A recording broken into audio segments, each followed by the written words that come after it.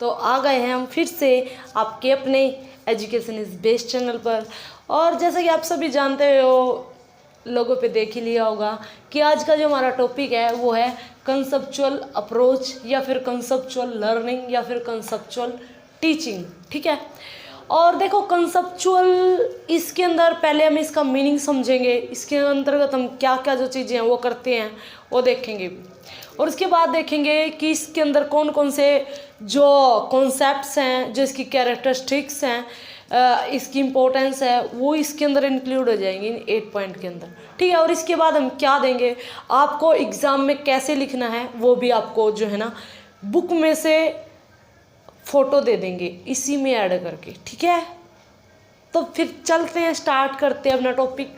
देखो conceptual approach का मतलब समझो पहले। देखो कॉन्सेप्ट से बना कॉन्सेप्चुअल। ओके। कॉन्सेप्ट का क्या मतलब होता है, किसी भी टॉपिक से रिलेटेड एक कंप्लीट नॉलेज होना, उसको बोलते हैं कॉन्सेप्ट। देखो क्या होता है कॉन्सेप्ट अप्रोच के अंतर्गत या फिर कंसेप्चुअल अप्रोच के अंतर्गत हम क्या करते हैं। देखो हम बच्चे को टीच करते हैं, एक तरह से देखा जाए। अगर हम बच्चे को थ्योरेटिकल नॉलेज देने के बजाय अगर उसको हम प्रैक्टिकल वे से सिखाएं, उसको खुद ही प्रैक्टिकल करने का मौका दें, तो उससे क्या होगा, उसके माइंड में बगैर किसी थ्योरेटिकल नॉलेज के ऑटोमेटिकली क्या हो जाएगा, एक कॉन्सेप्ट क्रिएट हो जाएगा related to that things. Okay. देखो मान लिया जाए एक बच्चा है, ठीक है, वो फर्स्ट क्लास में पढ़ता है और उसको हमने एक जो परिवेश अध्ययन है, जो सोशल स्टडीज़ है, उसके अंतर्गत हमने एक क्वेश्चन याद कराना बच्चे को कि गुलाब है, जो रोज़ का जो कलर होता है वो रेड है और उसकी ग्रीन लीव्स हैं, और जो उसकी जो डंडी होती है उसकी पे छोटे छोटे कांटे होते हैं गुलाब को। ठीक है। इस तरह से कुछ चीज़ें बतानी है। अगर हम ये चीज़ें बच्चे को थ्योरेटिकल बताएं तो बच्चा एक दिन याद रखेगा, 2 दिन याद रखेगा, फिर भूल जाएगा। लेकिन यदि हम उसको रियल में एक गुलाब को ऑब्जर्व करने का मौका दें, ठीक है, उसको गार्डन में लेके जाएं, ठीक है, फिर किसी खेत में लेके जाएं, फील्ड वर्क पे लेके जाएं, और उसको एक रियल में गुलाब को, एक रोज़ के फूल को ऑब्जर्व करने का मौका दिया जाए, तो बच्चा क्या करेगा, उसको खुद देखेगा। उसको पता है कि भी रेड कलर है इसकी, एज वेल एज उसको देखेगा ही नहीं, उसको ये भी पता चलेगा इसकी खुशबू कैसी होती है। और जो चीज़ें टीचर्स ने नहीं बताई है, जैसे भी जो उसकी स्टीम है उसका ग्रीन कलर होता है, उसका जो ये गुलाब का फूल होता है वो बहुत बड़ा ना होकर एक छोटा सा ही होता है, झाड़ी के जैसा होता है। तो ये चीज़ें कुछ एक्स्ट्रा उसको पता चल जाएंगी और बच्चे के माइंड में उससे रिलेटेड एक कॉन्सेप्ट फॉर्म हो जाएगा, एक विचार बन जाएगा, एक संकल्पना बन जाएगी। ठीक है। इसीलिए इस अप्रोच को बोल देते हैं हम कंसेप्चुअल अप्रोच। ठीक है। अप्रोच एक बड़ी चीज़ है, अप्रोच कोई टीचिंग या लर्निंग नहीं है। अगर हम कंसेप्ट को बच्चे को इस मेथड से टीच करते हैं कि भी डायरेक्ट उसको ऑब्जर्वेशन का मौका दे रहे हैं, कुछ करने का मौका दे रहे हैं, ठीक है, तो इसको हो गया कंसेप्चुअल टीचिंग। और बच्चा क्या कर रहा है, कंसेप्चुअल लर्निंग कर रहा है। ठीक है। इस अप्रोच के अंदर ये दोनों चीज़ें आ जाती हैं, टीचिंग भी और लर्निंग भी। ठीक है। अब इससे आगे चलते हैं हम कि भी कॉन्सेप्चुअल अप्रोच में इसके अलावा क्या होता है। देखो अगर ये तो थी जस्ट ऑब्जर्व करने की चीज़ें। अगर बच्चे को हम 10 या +2 लेवल पे साइंस टीच कर रहे हैं, ठीक है, वहाँ पे हम बताते हैं कि भी जो एसिड है जो बेस से रिएक्शन करता है तो ये होता है वो होता है। ठीक है। बच्चा कितने दिन याद रख लेगा, मुश्किल से 1 या 2 दिन। ये बिल्कुल वही काम हो जाता है जैसे हम 6ठी से लेके 12वीं तक टेंस पढ़ते हैं, आते किसी को नहीं, रूल रटते रहते हैं, अच्छे से किसी को नहीं आते। क्यों? क्योंकि वो चीज़ें हम रेगुलर लाइफ में अप्लाई नहीं कर पाते हैं। कर क्या पाते हैं, हमारा इन्वायरमेंट ऐसा अप्लाई करने का है ही नहीं कहीं पे जिसके साथ हम कन्वर्सेशन कर पाए। ठीक है। तो वहाँ पे भी बच्चे को ऐसे रटवा दिया जाता है कि भी एसिड के साथ बेस यानी कि अम्ल के साथ अक्सार करेगा तो इस तरह से रिएक्शन होगी। बच्चे को अगर हम डायरेक्ट मौका दे रहे हैं किसी भी क्लासरूम में, लाइब्रेरी में जाके, लेबोरेटरी में जाके और ये एक्सपेरिमेंट करने का, तो ये कॉन्सेप्ट बन जाएगा, वो खुद देखेगा उन चीज़ों को। ठीक है। तो इसमें क्या है, अब इसके अंदर हम आपको दिखा देंगे कि कैसे क्या लिखना है। ठीक है। बातें यही हैं, बढ़ा चढ़ा के लिखते हैं। ठीक है। ऐसा ही करते हैं बुक वाले, कुछ नहीं है।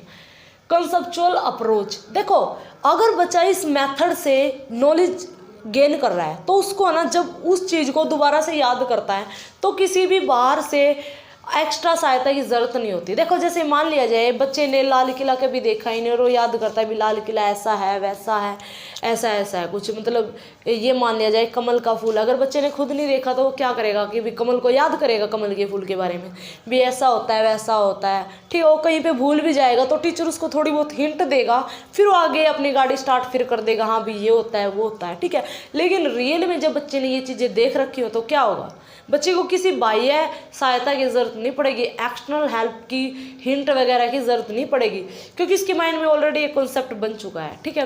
वो उसके बारे में कुछ एक्स्ट्रा चीज़ें भी बता सकता है जो टीचर ने ना बताई हो, बुक में ना लिखी हो, ठीक है। दूसरी बात ये क्या है, जो हमारी ज्ञानेंद्रिय है ना, जो हमारी सेंस है, जैसे हाथ स्किन है, आइज़ है, नोज़ है, टंग है, ये हमारे सेंसेशन सेंस ऑर्गन है, ये हमें हेल्प करते हैं कॉन्सेप्ट को बनाने में।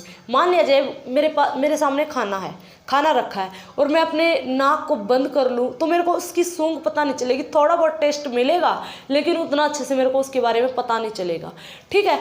लेकिन मान लिया जाए अगर मेरी नाक भी है, अब मैं उस खाने को देख भी सकती हूँ, ठीक है, मतलब सूंघ भी रही हूँ, ठीक है, और उसको टेस्ट भी कर रही हूँ, देख भी रही हूँ, और हाथ लगाते हो तो ठंडा है गर्म है कैसा है, उस चीज़ को भी जो है ना मैं कर रही हूँ, तो क्या है, हमारे जो स्किन ने तो बताया ये गर्म है, हमारे नाक ने सूंघा इसका टेस्ट ऐसा है, ठीक है। नाक से भी सूंघ के हम टेस्ट का पता लगाते हैं। कभी आप देखना, आप खाना खाते हो, नाक को बंद करके खाना खाना, आपको उसका जो स्वाद है ना बहुत कम लगेगा, ठीक है।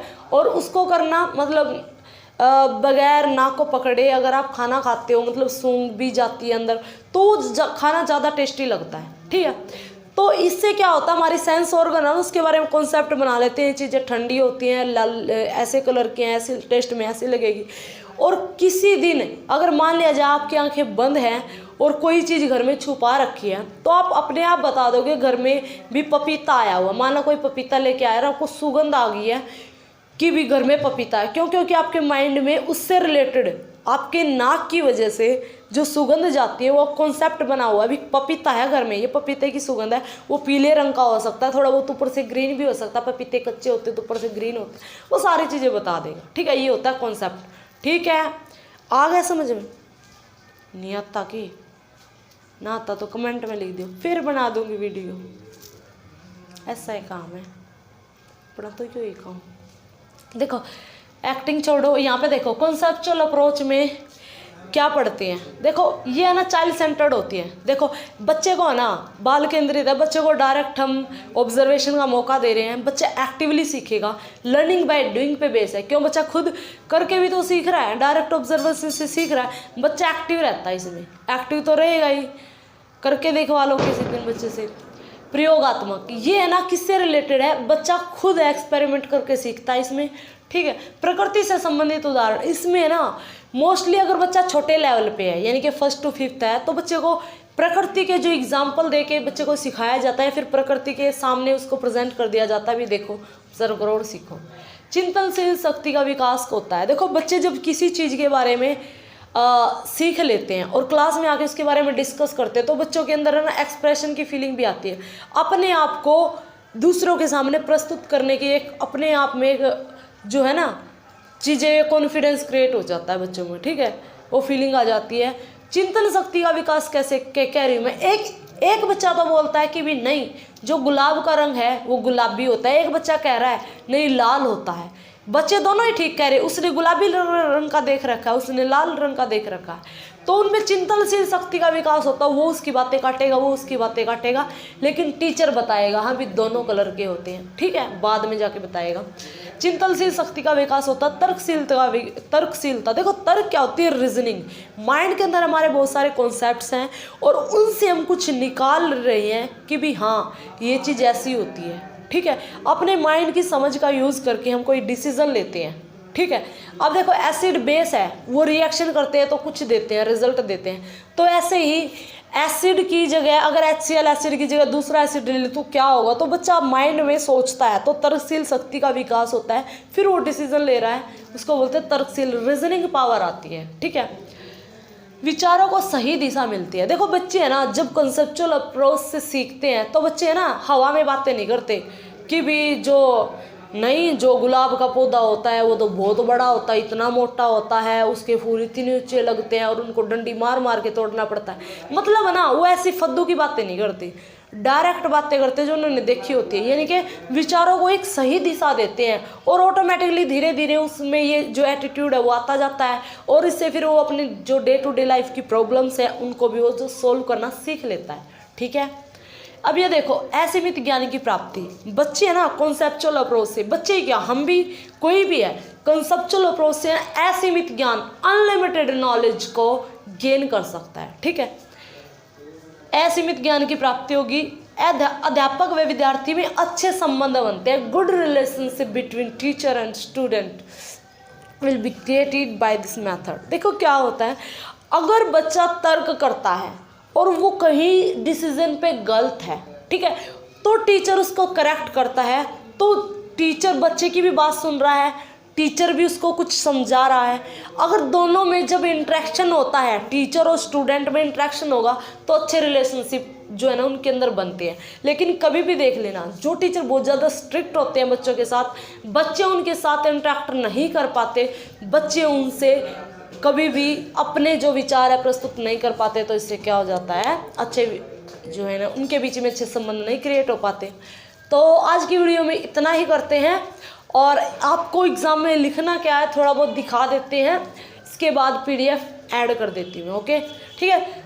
अगर आपको ये वीडियो थोड़ी सी भी, इतनी सी भी आपको लगा हो कि मैंने आपके लिए मेहनत की है और ये जो कंटेंट है आपको हिंदी में अवेलेबल कराया है, और तो प्लीज़ मेरे चैनल को सब्सक्राइब कर देना। ओके, तब के लिए बाय बाय, थैंक्स।